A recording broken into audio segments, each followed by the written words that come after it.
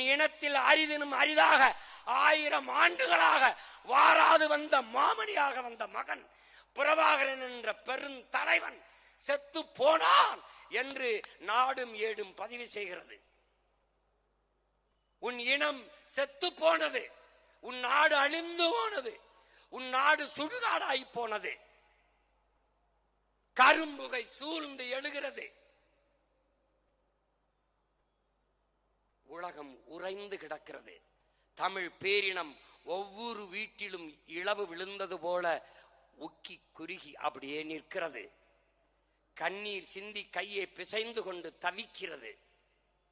இதே நாள் மே 18 போர் முற்றிற்று என்று முடித்தான் ராஜபக்சே.